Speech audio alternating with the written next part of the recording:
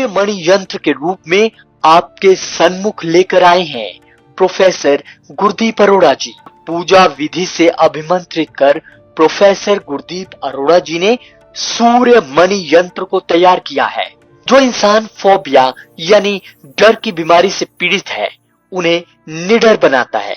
नौकरी नहीं मिलती तो उसमें मदद करता है, नौकरी है तो उसे स्थिर करता है, भाग्य हमेशा साथ देता है। जो रोज सूर्य मणि यंत्र के दर्शन करता है, यह सूर्य मणि यंत्र आपको कामयाबी की बुलंदियों तक पहुंचाता है।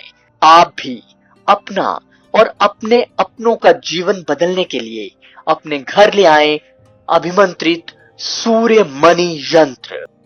नमस्कार जी, मैं Shifali secret of your life programme में आपका ढेर सारा स्वागत करती हूँ। एक बार फिर से आपके सामने हाजिर हैं ताकि बहुत सारी बातें करेंगे और बहुत सारी परेशानियों का हल लेंगे आज हम प्रोफेसर गुरदीप अरोड़ा साहब से, क्योंकि आज का मुद्दा जो है वो बहुत गंभीर है, थोड़ा सा मन उदास है, उचाट है। तो इसके बारे में बात करेंगे प्रोफेसर गुरदीप अरोड़ा साहब से। और पहले मैं आपको सबको ये बता दूं, अगर आज का प्रोग्राम अगर आपको अच्छा, थोड़ा सा भी अच्छा लगे तो ज़्यादा से ज़्यादा लोगों तक शेयर कीजिए, ताकि आप तो ज्ञानवर्धक बने ही, आप तो अपनी परेशानियों से हल पाएँ ही, साथ में दूसरे भी पा सकें। और कमेंट में आपने ओम नमः शिवाय लिखना मत भूलिएगा, यही मंत्र आपको इच्छाओं की पूर्ति करवाएगा। तो मेरे साथ है प्रोफेसर गुरदीप अरोड़ा साहब, तो पहले उनका स्वागत कर लेते हैं, मुद्दा हम बाद में डिस्कस करेंगे। तो प्रोफेसर बहुत बहुत स्वागत है आपका। नमस्कार प्रोफेसर, आज जो मुद्दा मैं आपके सामने लेके आई हूँ, क्योंकि सुबह सुबह एक लेडी आपके पास आई तो उसने एक बैड न्यूज़ दी कि मेरे आज हस्बैंड एक्सपायर हो गए। तो जून की ये घटना है।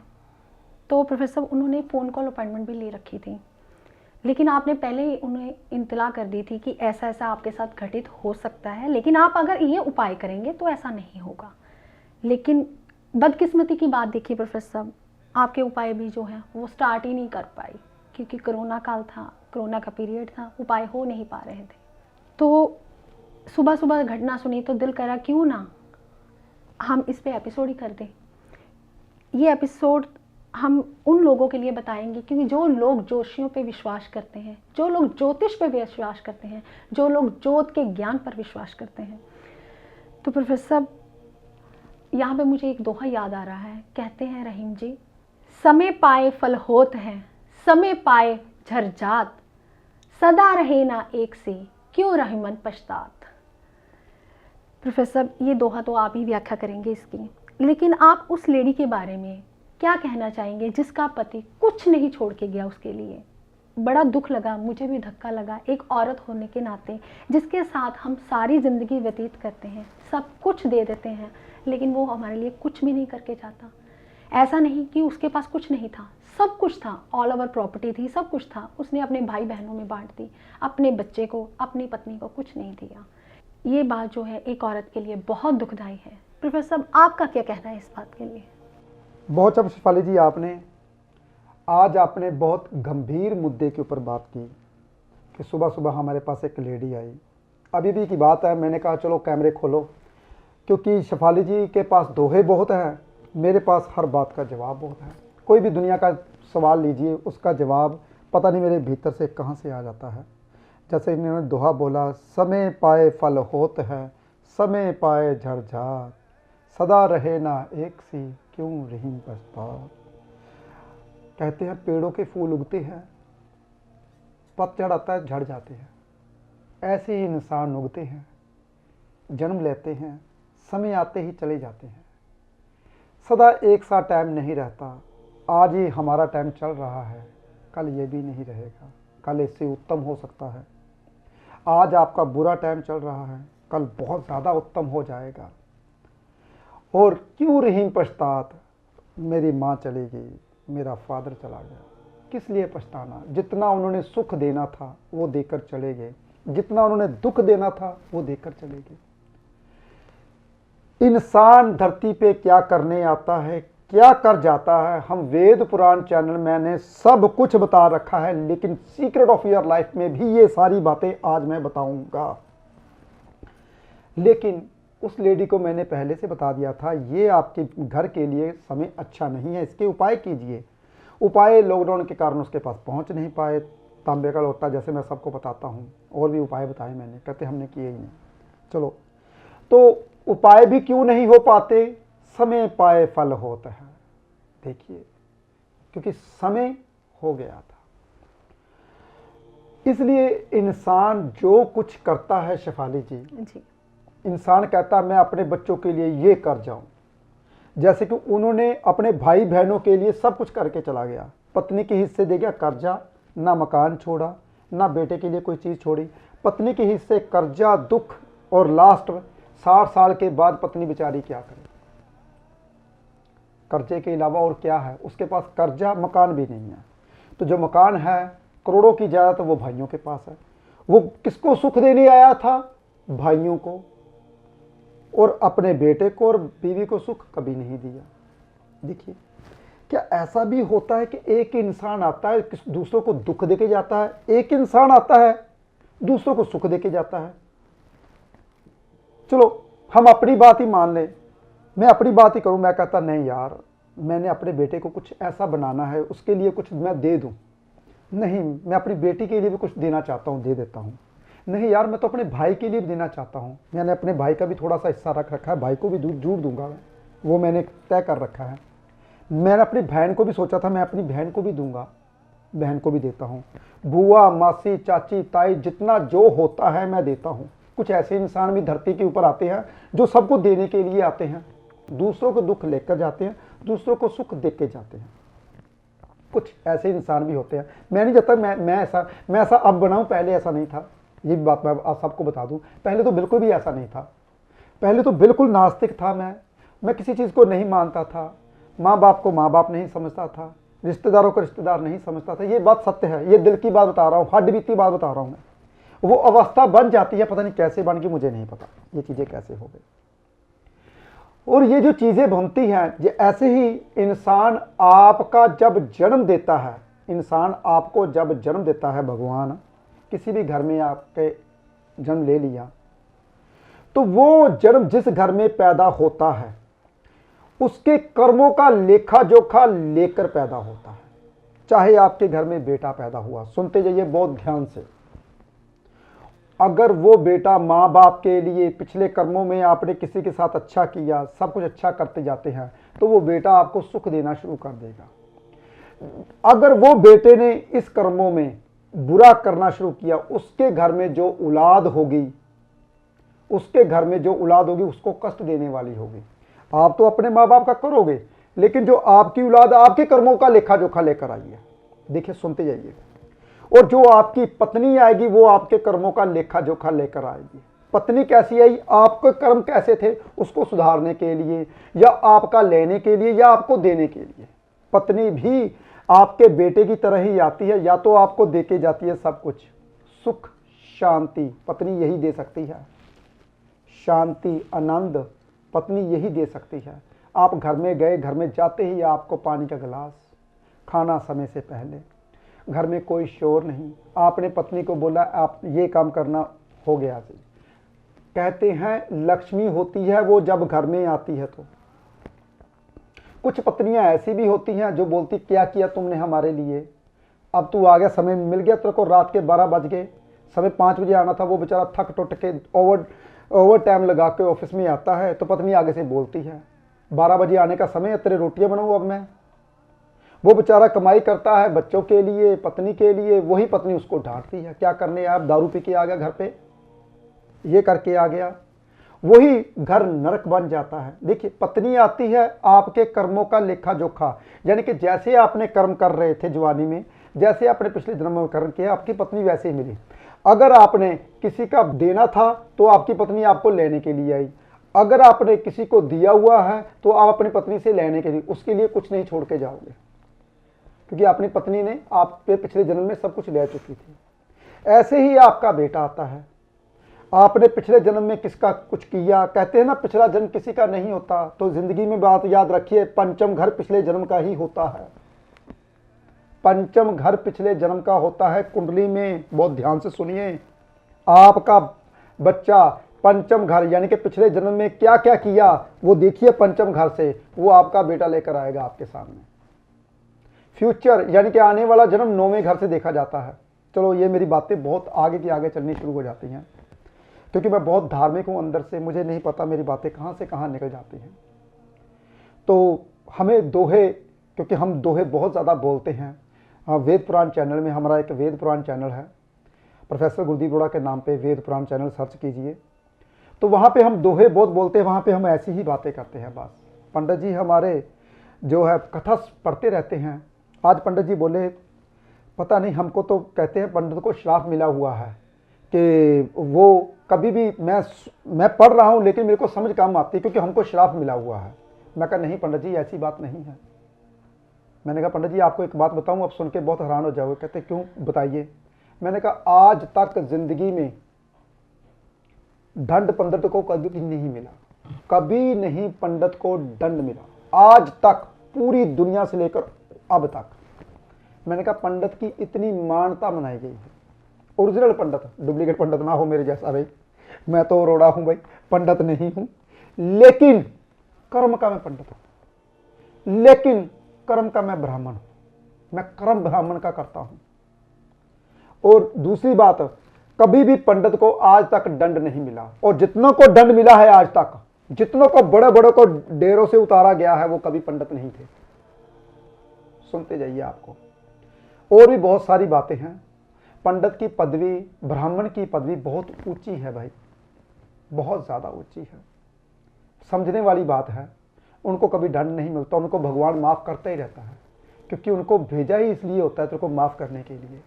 तू पढ़ता जा, पढ़ता जा, पढ़ता जा, तू गलतियां करता जा, करता जा, करता जा, मैं तेरे को माफ करता जाऊंगा, करता जाऊंगा, करता जाऊंगा। लेकिन आपको गलती की माफी नहीं मिलेगी, मेरे को गलती की माफी नहीं मिलेगी।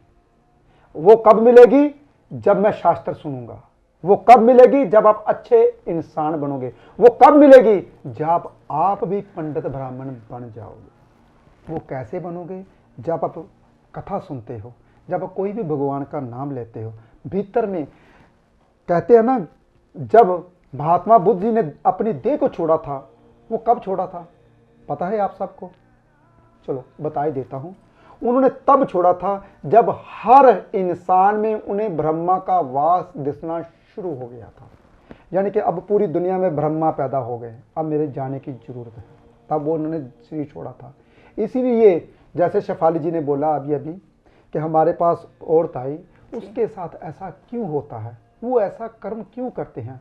अरे अभी भी समझ जाइए, अभी भी आप अच्छे बन जाइए, कुछ नहीं बिगड़ा। वही बेटा आपको सब कुछ दे देगा जो पति ने नहीं दिया। वही बेटा आपको पति बन के, वही बेटा आपको बाप बन के, वही बेटा आपको मित्र बन के, वही बेटा आपका भाई बन के, वही बेटा आपका परिवार बन के, वही सब कुछ देगा। वो बेटे के थ्रू मिलना शुरू हो जाएगा। लेकिन कब मिलेगा? जब आप किसी भी भगवान को मानते हो, उनका गुणगान गाना शुरू कर दिया। जैसे कि मैंने गुणगान कौन सा गाया? ओम नमः शिवाय। ऐसे ही जैसे मेरे अंदर भीतर से आवाज आती है, मुझे ऐसा लगता है भोले शंकर जी मेरे पास बैठे, वही मेरे अंदर से सब बातें निकाल रहे हैं। मैं कभी कुछ नहीं बोलता। जब भी कोई ज्योतिष की बात, ये जब भी कोई भी बात बोलते हैं, मेरे अंदर से बातें आनी शुरू हो जाती हैं। मुझे अंदर से क्यों आती हैं? क्योंकि मुझे ऐसा लगता है कि भगवान मेरे भीतर से बुलाता है। इसलिए जो वेद पुराण हमारे जितने भी हैं, इनमें पूरी ज्योतिष ही बसी हुई है। हम सुबह सुबह आते ही अपने ब्राह्मण को, अपने पंडित जी को आशीर्वाद लेते हैं। उनका आशीर्वाद इसलिए रहते हैं क्योंकि जितने भी वेद पुराण पढ़ने वाला, कोई ग्रंथ पढ़ने वाला, वो ब्रह्मा से कम नहीं होता। आपके घर में कोई भी आता है या आप सुनने जाते हो किसी भी धार्मिक स्थान पे, वो ब्रह्मा से कम नहीं होता। आप उनकी बातें दो अगर दिमाग में बातें बैठ गई तो समझ लीजिए आप भव सागर से पार हो गए जी। तो ऐसे ही कब होता है? जब आपके कर्म अच्छे होंगे। अभी भी टाइम है, अभी भी समय है। एक क्षण लगता है जिंदगी का, जब वो कहते ना, वो कहते मैं सब्जी लेकर आता हूँ, घर से बाहर निकला और गिर गए और चले गए। एक कितने मिनट लगे? 2 मिनट लगे जाने के लिए। देखिए कुछ बंदे ऐसे होते हैं, क्योंकि उनके पास तो बेचारे पास कुछ नहीं था, हॉस्पिटल कहाँ लेके जाते, कहाँ कुछ आते, पहले से ही चले गए। ऐसे ही भगवान जब सब कुछ ले लेता है तो चला जाता है आपके भीतर। जब भी कोई भी इंसान आपका हिस्सा लेने वाला है तो लेकर चला जाता है, देने आया है तो देकर चला जाता है। जैसे मेरी माँ ने मेरे को बहुत ज्ञान दिया, उसने ज्ञान दे दे के तो पता चल गया जितना भी मेरे भीतर ज्ञान है ये मेरी माँ का दिया हुआ ही है। उनके कर्मों का लेखा जोखा, वो दिन रात भगवान के पास ही रहते थे, दिन रात। तो यही माँ बाप की जो शिक्षा होती है, यही जो उनके संस्कार होते हैं आप में बसे रहते हैं। इसलिए कहते हैं संस्कार कभी नहीं छोड़ने चाहिए भाई। वो ना तो पीछा छोड़ते हैं तो ना पीछा छोड़ने देते हैं। अपने जितने भी संस्कार हैं घर वालों के, वो कभी पीछा नहीं छोड़ते। तो वो अच्छे कब होंगे? आप भी अपने खानदान का हिस्सा एक बन सकते हो अच्छे संस्कारों का, अगर आज से ही शुरुआत करते हो।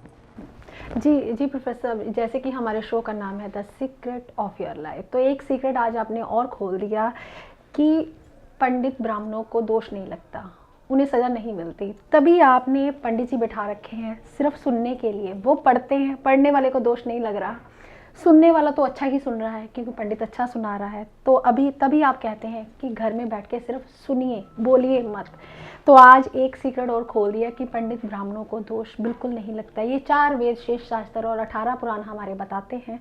तो प्रोफेसर बात आती है उसी के ऊपर कि हम बात कर रहे थे कि कैसे उनके हस्बैंड की डेथ हो गई। उन्होंने अपने बेटे की कुंडली दिखा रखी थी। तो प्रोफेसर ऐसा उनका कौन सा ग्रह खराब था कि पिता की अचानक मृत्यु हो गई? शेफाली जी, अष्टम घर का मालिक लगन में था और अष्टम घर में सूर्य बैठा हुआ था जी। सूर्य पिता का कारका होता है। अष्टम में सूर्य, चंद्र और अष्टम घर की दशा प्रयंतर में चल रही थी। तो ऐसे जब कभी अष्टम घर की दशा चलती है, सूर्य पापी हो जाता है, सूर्य खराब हो जाता है और अष्टम घर स्ट्रॉन्ग हो जाता है, और अष्टम घर में सूर्य पिता का कारका वो कमज़ोर हो गया, इसलिए उसके फादर की डेथ हुई लड़के के। लेकिन ये कुंडली सत्य है, वो अलग बात है। हम जैसे ज्योतिषियों को पढ़नी नहीं आती, वो अलग बात है। लेकिन ज्योतिष सत्य है, वेद पुराण सत्य हैं, वो जितने शास्त्र सत्य हैं, हम इनको समझ नहीं पाते। जब भी कोई भी दशा, महादशा, अंतरदशा आती है, वो ऐसे ही नहीं आती। वो आपको सब कुछ सिखाने आती है, देने आती है, लेने आती है और सब कुछ दे भी जाती है। ये सब कुछ वो भगवान करवाता है, दशा महादशा देकर। ग्रहों को आपका गोचर सिर के ऊपर बिठाकर, अष्टम में बिठाकर, 12वें घर में बिठाकर, वो भगवान की लीला है। जब आपका जन्म हुआ, इस वक्त आपके साथ ये होगा, इस वक्त आपके साथ ये होगा, पहले से ही लिखकर कुंडली में भेज दिया गया। लेकिन एक बात शिफाली जी और बताता हूँ यहाँ पे जी। हम दिल्ली में किसी के घर में गए थे वास्तु करने के लिए, आपको पता ही है जी। मैं वास्तु करने नहीं जाता, पहले मैं सबको ये बता दूं। मैं अपनी टीम भेजता हूं, मैं बिल्कुल भी नहीं जाता। लेकिन जो मैंने ड्रॉ निकाले हैं, लक्की पर्सन है 2 जिनके घर में मैंने जाना है, वादा किया है जाऊंगा जरूर, और हर महीने ड्रॉ निकाला करूंगा किस किस घर में जाऊं मैं, और उसके घर में मैं जाऊंगा। लेकिन उस लेडी वो बहुत ज़्यादा भगवान की तरह मेरे को पूछती थी, उन्होंने मेरे को बहुत प्यार किया, इसलिए उनके घर में मुझे जाना पड़ा। कहते हैं ना, भक्तों के घर में भगवान को जाना पड़ता है, ऐसे मेरे घर में भोले शंकर को आना ही पड़ता है। तो ऐसे ही हम जिसको प्यार करते हैं, मासी, चाची, ताया, बुआ, मासी, कहते हैं मासी घर में आ जाए, बहुत दिल कर रहा है, आज की याद आ रही है, तो वो आपके घर में आ जाती है। ऐसे ही जिससे हम प्यार करते हैं ना, वो जब हम बुलाते हैं तो वो हमें जाना पड़ता है। चलो मैं गया, वो भगवान को बहुत ज़्यादा मानते थे, बहुत ज़्यादा, हर जगह भगवान, हर जगह भगवान, हर जगह भगवान। मैंने कहा इनको पूछते तो नहीं? आप कहते नहीं मैं इनको पूछती नहीं, डेकोरेशन के लिए लगा रखे, मुझे अच्छे लगते हैं इसलिए मैंने लगा रखे। मैंने कहा बहुत अच्छी बात है, हर जगह।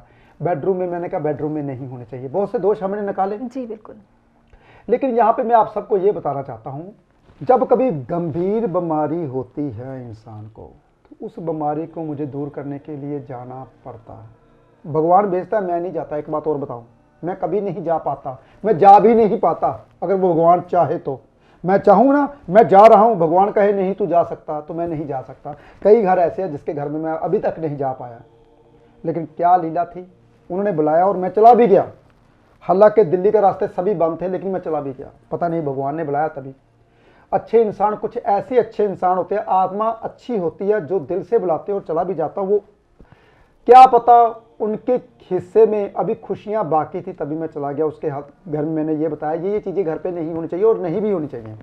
अगर भगवान की मूर्तियाँ हम घर में रखते हैं, चलो मुझे ये बताओ, उनको मैंने चलो बातों बातों में बात मेरी बहुत आगे चलेगी, बात मेरी वहाँ तक थी कि कोई भी ज्योतिषी आज तक कोई भी ज्योतिषी आज तक फ्यूचर के बारे में ये नहीं बता सकता कि कल को तू बस पे ऊपर चढ़ेगा, रक्षे के ऊपर चढ़ेगा, उसके बाद तू गुरदीप अरोड़ा के ऑफिस जाएगा, उसके बाद तू हॉस्पिटल में जाएगा। ऐसी बातें नहीं बता सकता, कोई भी पूरी दुनिया में नहीं बता सकता। चलो एक बात और बता दूं, बड़े बड़े ऋषियों मुनियों को भी नहीं पता होता कि कल को मेरे साथ क्या होने वाला है। वो क्यों नहीं पता होता? ये सत्य, आज का एपिसोड में सत्य बता रहा हूं। जो मां के पेट में पैदा हो गया, मां के पेट से बाहर आ गया, भगवान का जो कहते ज्ञान पेट में ही रह जाता है, वो बाहर नहीं आता। वो ज्ञान ढूंढना पड़ता है फिर से दोबारा। जब वो ज्ञान ढूंढ लेता है तब लोगों को बताने योग्य नहीं रहता। कहते ना, ज्ञान एक समुद्र में नमक की डली है, समुद्र में पड़ी नमक की डली है, समुद्र में पड़ी नमक की डली ज्ञान है। तो वो डली कैसे बनती है नमक की भाई? उसको पानी को निकालो, उबालो, करो। ऐसे ही ज्ञान ढूंढना पड़ता है, जब तक ढूंढोगे नहीं ज्ञान नहीं आएगा।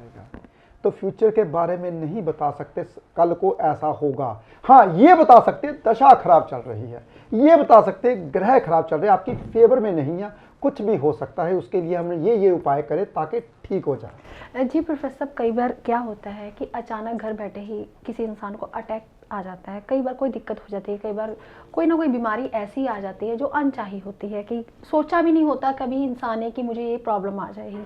क्या कुंडली देखकर ये जाना जा सकता है कि हमें ये दिक्कत आने वाली है, तो हम इससे परहेज कर लें, ऐसे उपाय कर लें ताकि ये दिक्कत ना आए? बिल्कुल शेफाली जी, कुंडली देख के ही तो देखा जा सकता है। मान लीजिए 6, 8, 12 में ग्रह आते हैं, अष्टम में जब कोई ग्रह आता है तो सबसे बुरा होता है जी। 12वें घर में ग्रह आता है तो थोड़ा पहले मैं आप सबको ये समझा दूं जी। 8वें घर में जब कोई ग्रह आता है 100% बुरा होता है। 12वें घर में जब कोई ग्रह आता है तो मान लीजिए 90% बुरा होता है। छठे हाउस में जब कोई ग्रह आता है तो 80% बुरा होता है। पहले ये समझ लीजिए, यानी कि सबसे ज्यादा खराब कौन सा ग्रह होता है? अष्टम घर। अष्टम घर को खराब क्यों माना गया? हालांकि 12वां घर तो खराब होना चाहिए था, व्यय का, खर्च का, चला गया, कभी वापस ही नहीं आया। अष्टम घर होता है शमशान का। अष्टम घर होता है शनिदेव का, कारका होता है अकेले शनिदेव, उसमें और कोई कारका नहीं होता। हालांकि 12वें घर में भी कारका शनि और शुक्र है, लेकिन अष्टम में अकेले शनिदेव है। हालांकि छठे घर में भी कारका शनि, मंगल और बुध है, लेकिन अष्टम में अकेले शनि है। देखिए, इसलिए अष्टम घर सबसे बुरा होता है। इसमें कोई भी ग्रह आ जाए तो हमको पहले से ही पता हो जाता है, माता हॉस्पिटल जाने वाली है, माता के साथ ये होने वाला है, बाप के साथ ये होने वाला है, हॉस्पिटल जाने वाला है, ये सब पहले से पता चल जाता है। लेकिन हम क्या कर सकते हैं भाई? हम यही कर सकते हैं, आप ये उपाय कीजिए। भगवान चाहे तो वो उपाय आपको तार दे, भगवान चाहे वो उपाय आपकी जो मुश्किल है वो कम कर दे, भगवान चाहे वो आपको उपाय होने ही ना दे। जी प्रोफेसर, अभी आपने बताया कि जब कोई ग्रह अष्टम घर में आ जाता है तो उस घर का प्रभाव देना शुरू कर देता है।